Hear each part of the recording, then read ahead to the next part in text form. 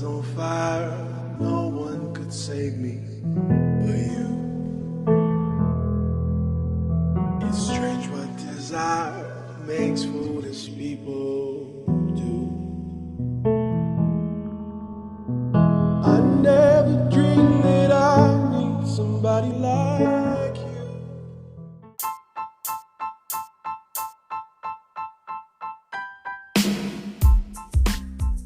Good day, good afternoon, good night. How you doing? This is MCM and you're listening to You're Probably Right. Today we are going to have a serious conversation. Well, maybe not a serious conversation, but there's going to be a serious talk happening here. Now, of course, I'm only doing the talking, but just stay tuned.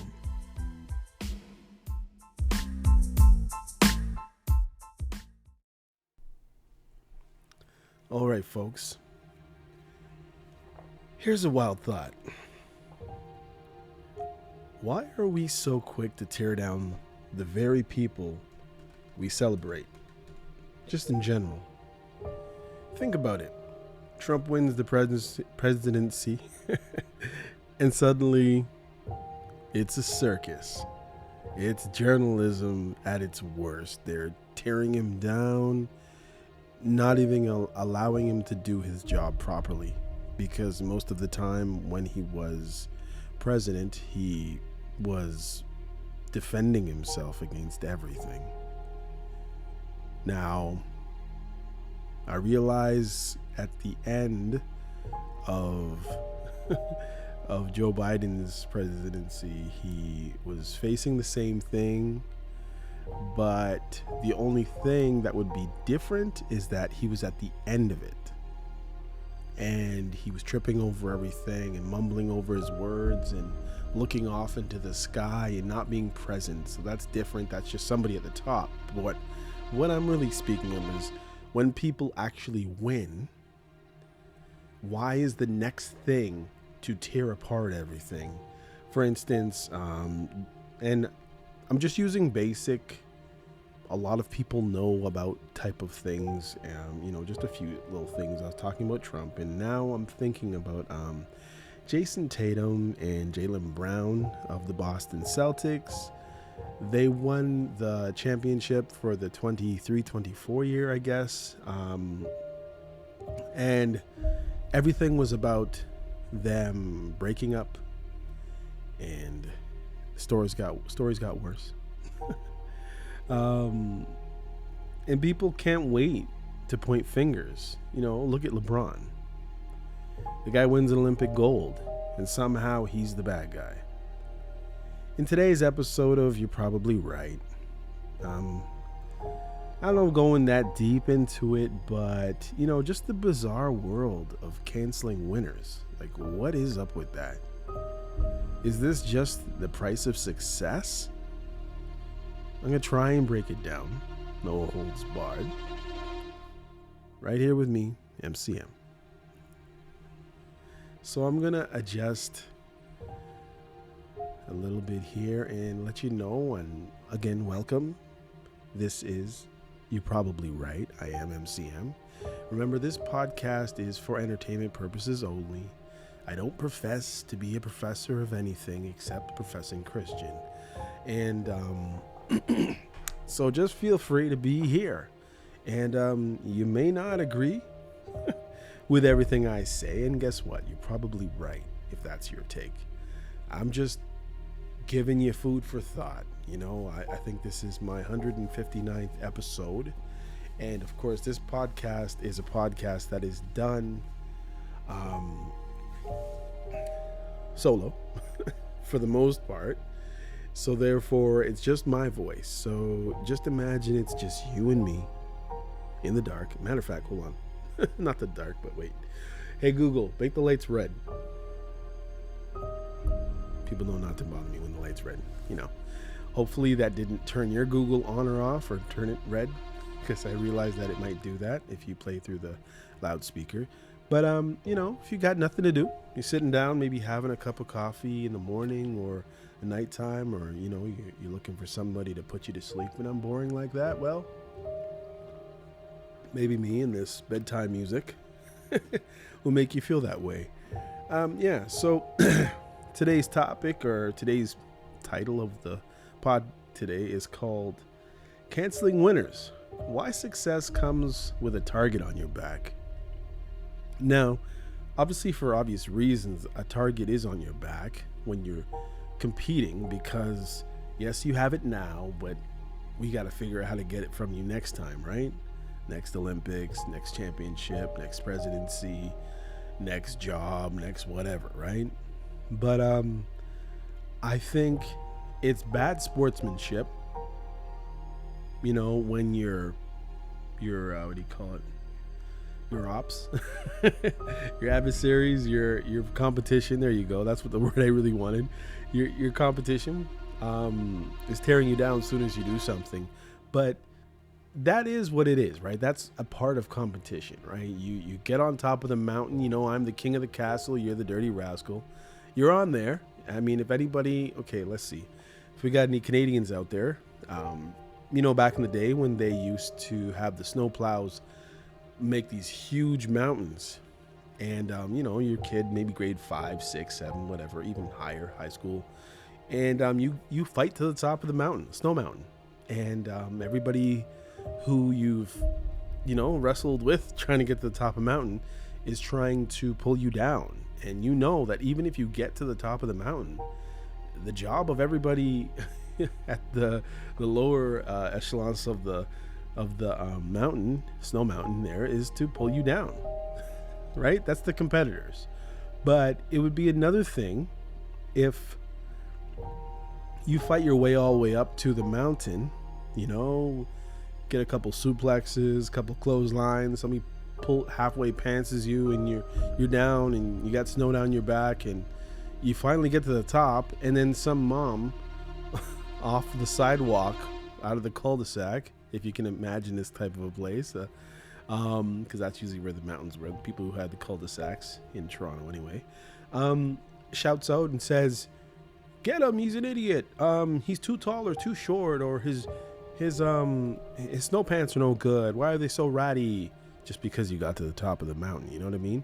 It's just kind of pointless, and sadly, it feels like that's how society has become. It's like everybody, oh, you got here, oh, we need to tear you down. And I don't know if it's the a communist type of narrative that's being pushed forward, where everybody needs to be at the same level. We need to use the same washrooms. We need to have the same things inside of our washrooms. We need to, everything is just equity and inclusivity, and and obviously everybody wants a chance to and I'm going off topic, haven't even got to these questions, but everybody wants a chance to compete, but nobody wants you to give them something because you feel sorry for them.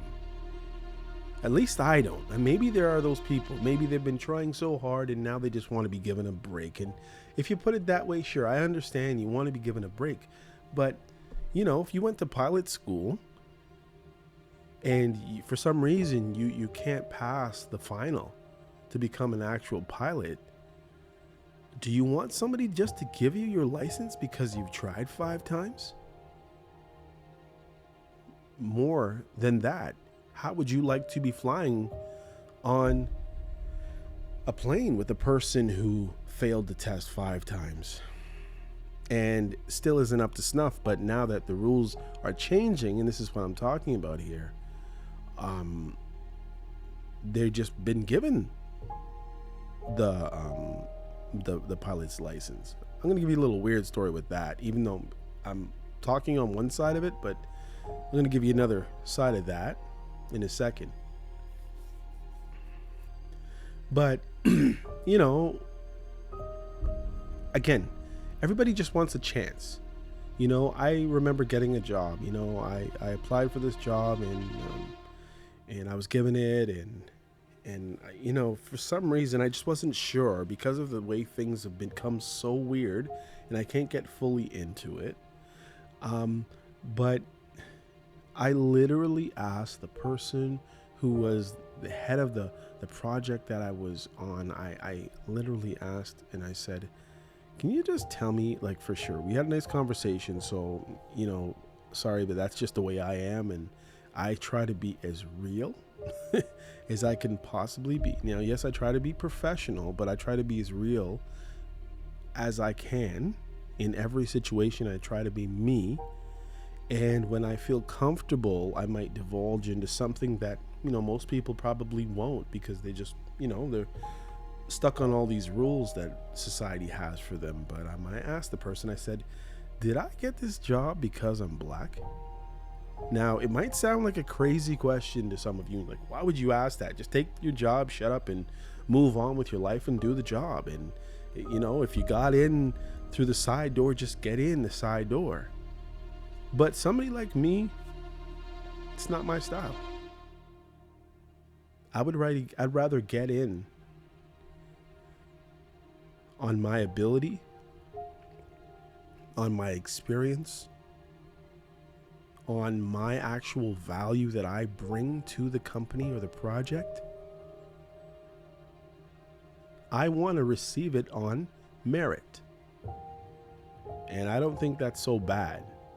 But I do think it is bad that people want to be given things just because of the color of their skin, because of their sexuality, because of what church they go to or don't go to, or, just the amount of things that go on, the amount of things that, when you start pulling in people because you're trying to be equal somehow, I think things can suss themselves out if you just allow people to compete. Now, that was more or less the things that I can say honestly. For instance, my father, who was a Jamaican, and he was born in 1923. He lived in Jamaica, and then he traveled abroad. He worked in England. He worked in the United States, southern parts. And he used to tell me all of the stories of just things not being equal. Things being a little bit one-sided when it came to situations with people dealing with the law, for instance, or jobs, for instance, or overseers and bosses and such, and the treatment that people used to get. And I remember my father, he was a humble guy, so he's going to do the job. If you ask him to take out 50 of these and put them upside in a certain way outside of a shed or whatever it is, whatever he happened to be doing, he's going to do it exactly how you're asking him to do it. But some other people who were a little bit more, how would I say, militant, or some would say nowadays people just say ignorant, but just a little bit different. Once they started butting heads with bosses and overseers and cops, he used to tell me the stories, the things that used to happen to those people. Now, I'm not saying that everybody needs to be stepping and fetching and staying in line and not being an individual, because I'm totally against people not being their individual selves. But I don't think you need to be fighting for everything. Someone once said, is that the hill that you want to die on? And literally people used to die on those hills. Those, you stepped on my shoe hills. Those, I've done enough for today and it's time for me to check out and argue with the boss. It's like, you want to come back to work tomorrow, right?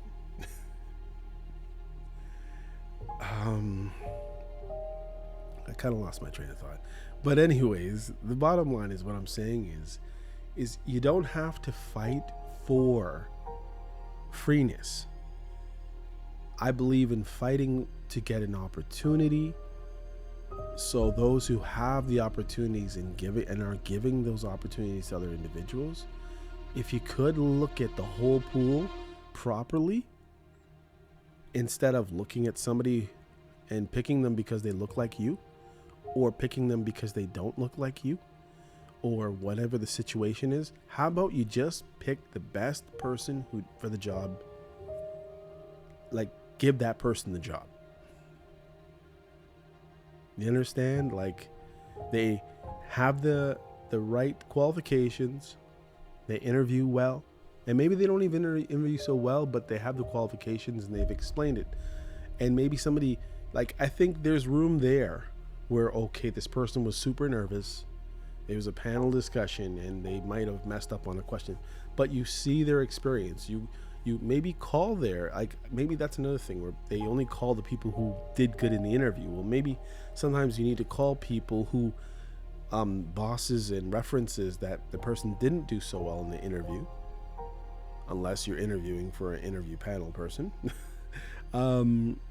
And see, because I know some people, they get nervous in those situations. I think there's ways that you can pick the right person even if they don't shine at the right exact moment that you need them to shine. They might be the right person, but as far as because of color, creed, sexuality, intersectionality, all these different things, just pick the best person with the most merit and the right fit. But I again, this is just me. This podcast is for entertainment purposes only. I'm just saying, me personally, y'all do what you want, fight for what you want, for you believe your rights are and all that stuff, go ahead. But I don't want a job that I don't qualify for, because you could be that person way over your head. Pull up. We're going down, sir. Like, you know what I mean? I don't want anybody to put me in a situation where I'm doing a job that I really can't do, but they said, oh, here, let's give it to this poor black guy here. He looks like he needs a bone, Who wants a job like that? Now, yeah, you can pay your bills now. And yeah, you got a lot of learning to do. Maybe that's the other side of it. But you can learn to do it. But I don't know. Anyhow, that's my 2 cents.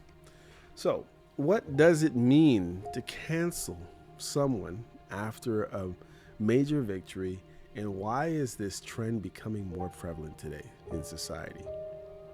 And I think I kind of answered it. I think just this cancel culture concept is still floating around, and it's morphed into tear down people who are on top.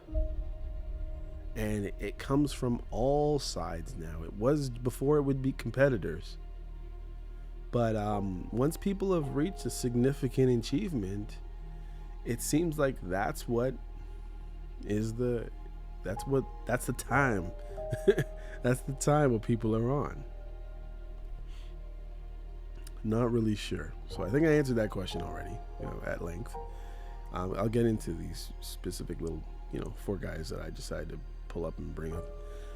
Why do people feel the need to diminish or discredit the achievements of winners like Trump, Tatum, Brown, and LeBron after their success?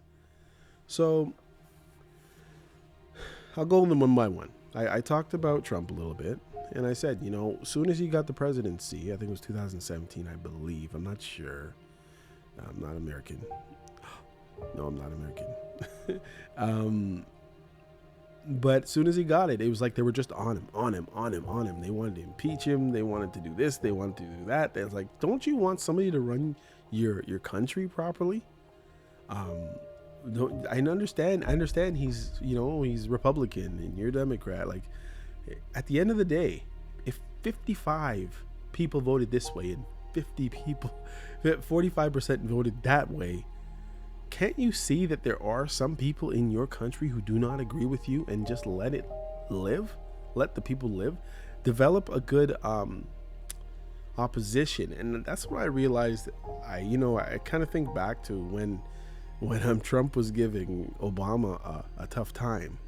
I think it was about his Obamacare, whatever it was. But he stood up a couple times and they asked questions, and he came up with a bunch of stuff. And I think that's what gave him popularity. He was playing the opposition, so he was holding Obama to a standard. He was already president, and it was coming time to be reelected or whatever it was. And I don't think he was even in the race at that time, but he came up with good questions that other people were thinking of, but didn't have the platform, didn't have the space to actually say anything about it, and that was good. So I say, when somebody gets elected that you don't like from either side of the aisle or whatever it is, I think your responsibility on the other side is to develop a good plan to keep that person honest. Or, in politics, maybe there's no such thing, but maybe it's your job just to make that person accountable, and concentrate on that, not concentrating on tearing the actual individual down like if they're not a human being just because they're in the office or have what you want, or have what you thought somebody else should have had, or whatever it is. Nobody lasts forever. Nobody lives forever. No term lasts forever. But let it be successful. It's like what I'm seeing more and more, there's more distractions than anything. So who can do their job properly? They are worried about every word that they say. Going on to Jaylen Brown, of the Boston Celtics, NBA fame. There was a situation where he was going to a game and he was looking at, and this is after he won the championship. Him and Jayson Tatum both won championships. And I think that Tatum was given the MVP of the whole thing, and maybe people thought Jaylen Brown should have got it, or whatever the case. It might have been vice versa. It doesn't really matter. But the bottom line is, it came time for the Olympics. At the same time, right after they won, they were assembling the team, and Kawhi Leonard could not play for whatever reason. He was cut, or he needed to work on his body more so he doesn't get injured throughout the NBA season, because the NBA season is like between 82 and 86 games or whatever it is now. That's a lot of games between October and in June. It's a lot of games. Anyhow, they caught Jaylen Brown talking to his girlfriend at a game that Bronny James was playing in. It was a summer league game for the Lakers, and they had some people peer into their conversation as they came in and sat down in their seats and read the lips of his girlfriend, or whoever it was, that said she doesn't think that Bronny is an NBA player, or he's an NBA quality player yet.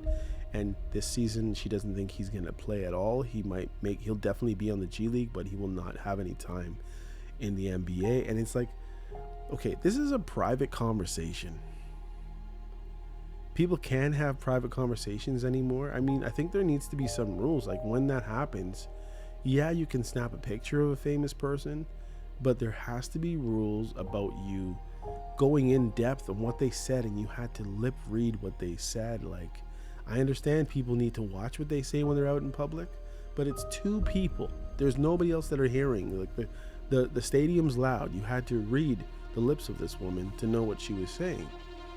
And I believe that probably caused the situation where they didn't, when Kawhi Leonard, who pretty much plays the same place or the same position as Jaylen Brown, was playing in the NBA, and he went off of the Olympic team because the Olympic team needs to fill that spot, and then they gave it to some guy last name White. I can't remember what his first name is. The guy who had I won't even go into his hairline. But anyhow, he's a bald guy, light skin, and pretty good player, but obviously not Jaylen Brown. That him not getting picked, that caused a rift, because he was a higher caliber player than White. At least the same level. Most people see them kind of like a Tatum. Maybe not quite. But apparently they came up with people saying that he's not going to get picked because of his issues with Nike and a whole bunch of other situations. And I'm there thinking, you know what? The fact that him and his girlfriend were lip read, whatever it is, saying that they don't think Bronny is NBA caliber as yet, would probably make sure, like, I guarantee LeBron James probably said, yo, like, Scottie Pippen, Michael Jordan, Isaiah Thomas days, I think that he would have said, you know what, if you put that guy on the team after he badmouthed my kid and his girlfriend, then I'm probably not going to play. Who knows? You know what I mean? Like, I'm sure we'll hear the stories as the history goes on. But there was the issue that people were trying to say that, you know, Jaylen Brown should have got the MVP, or Tatum, whichever way it was. But just as soon as they got it, these guys have not enjoyed their their win, which is usually the biggest. Usually, when a team wins the championship and there's an Olympic team in that sport, usually 2 or 3 people from that team usually end up on the Olympic team because they're the best team in that country, you know, and from the United States. I know it's the World Championship of basketball, but really it's just out of the United States, and most of the players are American. And it just seemed weird that the 2 American players that are top shelf are not on the team together. And not only did they only pick one of them, which was Jayson Tatum, but then he hardly played. And they had the other guy, White, who was a much less of a player, good player, but not at that caliber, had him playing a lot more. Now, you can say, oh, he had to fit more and blah, blah, blah. But the reality is, Jayson Tatum can do whatever that White guy does. And I mean white as in his skin is white. He's a black guy. His last name's White. Just for those who like to nitpick on everything. I know it sounds crazy.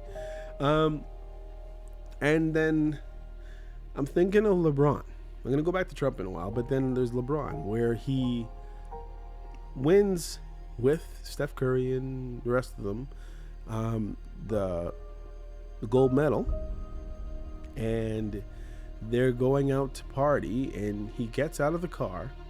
Security doesn't get into the proper positioning. Maybe he didn't bring his own security. I don't know what the security issue was.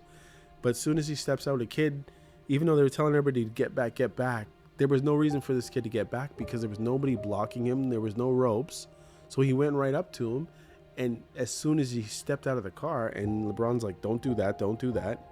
You know, he didn't shove the kid, or he didn't say, hey, get the hell out of my face. But you got to think, this guy's been doing this for over 20 years. How many people have stepped in his face asking for an autograph, asking for a selfie, asking for this, asking for that, and it probably just wasn't the right time for him. He's a person. I think he should have the right, you know, just like when that guy, I think, kissed Will Smith on the lips or whatever he did, or got in his face and he shoved him off. Like, these people are people, and they're constantly thronged by people as soon as they step into public. And I mean, you still want to be able to be a person. You still want to be around other people that you don't necessarily know. You just don't need them grabbing you and hanging on to you and begging you for something every time you see them, you know. I'm going to go back to something. I remember I was saying that I'm going to talk about just being given something. I remember when I got my driver's license. Now, here's a joke. Remember I was talking about the airplane guy? I'm going to kind of bat the other side of the situation. Now, when I got my license, I had failed twice. One time I failed because, what was it? It was the first time I went. It was in a snowstorm. Apparently they're easier in the snowstorm. Well, not for me in Toronto. It was when they had a test center at Warden, and I can't remember where that place is, but those from Toronto know. But anyways, I took my test and I failed. I took a left turn from there's, you know, they have the line and the dotted line beside it, and you're supposed to go into that area and turn left from there. I turned left right from the second lane, crossing over that space where you're supposed to be in, and then into a parking lot. So whatever reason, I failed. The other one that I failed, the time I failed, honestly, I can't even remember why I failed. But the joke is, the time that I did fail, the time that I finally passed, the third time's the charm, I passed, and I wasn't even made to do a parallel park. Now, that's unheard of for a lot of people, and this is like the final G license. There was no G1, G2, just straight up G. And it was somebody of my culture, a woman, who passed me on the test. And I remember passing the test, and I'm like, thank you, Jesus. I was so happy. And she also did make me parallel park. And the reason why I say that is because I suck at parallel parking. Most of the time I get it right, but who knows if I'd be looking in the right direction or have the right arm behind the right chair. Like, you get nervous and sometimes you just can't do what you need to do in an interview or do what you need to do in a driving test. And maybe, hopefully, whatever else she saw, which I can't swear to, I don't know, but hopefully whatever she saw me do besides parallel park. Oh, she said I reversed out of the parking spot. Most people, I guess, they try to play slick and they back the person into the parking spot, whoever's car you're using, so you can just drive out. Well, in my case, my cousin brought me and we drove into the parking spot. So when I parked, I reversed the car and I came out. I guess it looked like I knew what I was doing, thank God. So I got my license. And will we say, was that, did I get it because I was black? I don't know. I'd like to think that I knew what I was doing. And I like to think the mercy of God was with me that day, not to fail the third time. But I can honestly say that I also have a clean driving record over 30 years now. No, I haven't had a car crash. I mean, I've been hit from back, but there's been no actual crashes. I've been hit at like stop signs, or one time at a parking lot because there was snow and somebody couldn't stop and they smacked into me at the back. Little fender bender, but nothing big. I just let it go. And another time a guy swiped me. He moved into my lane. Again, not me, them. And so I can say that I honestly have a clean driving record. So was I given a break because of my color that day? I don't know. I don't think so. But there's your example of somebody being given something. And I guess I don't know. I don't know why I got my license that day. It's interesting though, right? How does scrutiny and backlash faced by winners impact their legacy and future career opportunities? Well, the only thing I could say is that if you're going to constantly be jumped on, like for instance, you have Trump. Now, he gets in and second term, and what'd you do? You almost jailed him. You charged him. You won. Then you made it a big stink in the news. You raided his house, Mar-a-Lago. I'll be like those people. They're very good people. No, you did all kinds of stuff. You sullied his name over and over and over. And then he gets in second term. Who knows what that could be? Who knows if now Jaylen Brown and Tatum are gonna now fight even harder to Pete to win again because of the grief that they were given this time. Some people say that usually when a team, two guys or a team wins in the NBA, for instance, the reason why you don't two-peat is because you don't have that motivation. You've already climbed to the top of the mountain. Now you don't care so much about getting back up there again so quickly. But now because of all this backlash during the Olympics and through the Bronny saga and all that stuff, maybe they're ready to go. Let's get it again. Who knows? You might have lit a fire under them. Who knows? All right. What role? So in general, we just don't know. But one thing I can just say is that people will, if they get something or get somewhere, or they get a job or they win the championship or whatever it is, and then you tear them down as soon as they get there, and you don't even give them a month, 2 weeks to enjoy their success, and you're tearing them down, I think they're going to get a little bit more personal, and things are going to get a little bit more catty, and nobody's going to enjoy anything eventually. Let winners win. The losers try harder next time. Straight up. You don't have to tear them down. You don't have to make them seem like a horrible person just because they won something. The one thing I can say, listening to LeBron James talk and saying stuff sometimes in front of, a whole crowd or whatever it is, I don't like the language, for sure. But he does still seem, even if he's run by, the powers that be, and he's so rich and he's totally disconnected from the average Joe, he still tries to do good things, and he does play well still, or he played well to the end of his career. But you need to give people a break.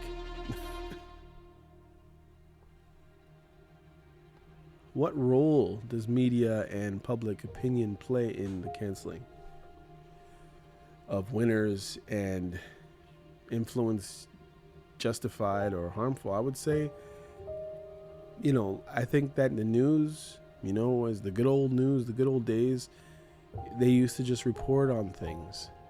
And because of the way things have gotten, you have pundits on different channels. Now everybody has their own channels. Everybody has their own podcast. Everybody has an opinion. And most of the time, what we know is that negativity sells more, right? When there's conflict, when you see you caught somebody in something, or somebody's freaking out. I don't know if you ever seen Queen's Flip. When Kendrick came out with his song, whatever it is, or Drake did, or whatever it was, and he ripped up a room a couple times. That was crazy, but apparently there was so many people watching, so he kept doing it. So I don't know. I don't know how you police it, because everybody wants free speech, but some people take it to the next level. I mean, I was looking at something that had to do with that situation with LeBron when he got out of the car and they just won the Olympics. And when I looked at all the comments, every comment was just full of hate to the man, calling him love this and love that, and just tearing him down and saying that he shouldn't have got the MVP, and a whole bunch of other stuff. And usually there's a comment about that, but the amount of attacks to his person, sexuality, his abilities, and a whole bunch of other things just because he won. So it's like, how do you police it? And the issue is nowadays is you can't really police much, because we've thrown the Bible out of everything, thrown him out of the classroom, thrown him out of it. It has nothing to do with any system of court, except for maybe some of the rules, some of the laws that are in there, like an eye for an eye, or you forfeit your life, or whatever it is if you kill another, and blah blah blah. But it's not really in society. People have worked really, really hard at getting it out of everything. So now it's like the Wild Wild West, and everybody's just making up their own rules, and depending on how many people are on the side of the person who's trying to make up rules, depending on whether or not it's going to fly, and the moral majority, whatever that is these days. Last question, moving right along, y'all.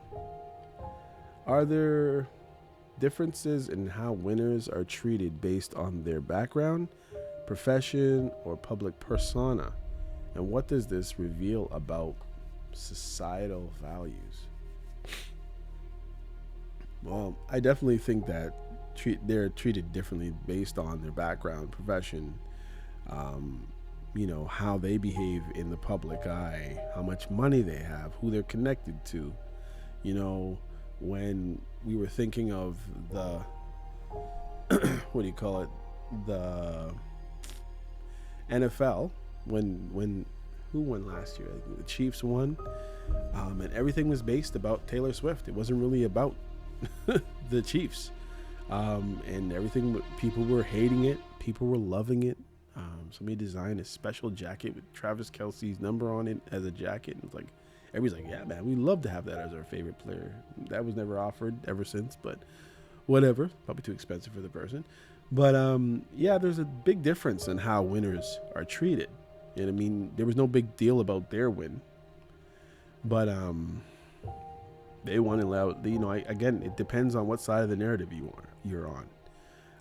Is gonna basically be it, because public persona is gonna be different, because now everybody's a reporter, everybody's a photographer, everybody's a lip reader. So depending on how much dirt people can find of you is gonna depend on whether or not we let you live. Anyhow, It's something to think about. I mean, when Trump said what he said in, I think it was a locker room, and it was like 5-6 years before he was elected president, or when he was trying to get elected president, and he said grab him in the whatever biscuits, and people made that a thing. You know, I just think people really need to rethink, why are you tearing down other people just because they're not doing and saying what you want them to say? That doesn't make for a good society, I think. But that's just my opinion. And if you think differently, that's okay. You're probably right. Anyhow, this is my short and sweet podcast for today. I hope you enjoyed it. I know I just bounced around and kind of grazed on the top of answering these questions. And again, sometimes I say that's why it's nice to have somebody else there. But remember, it's just me and you, just talking. And hopefully you find some value. And if you do, please like, or if you could, if you could go on Apple and like it there, for instance. I think there's only 2 or 3 comments about my podcast or whatever it is. But wherever you see it, if you can like it, if you can share it, leave a comment, that'd be really cool, or a question, that's cool too. And we'll see you next time. Okay? Take care.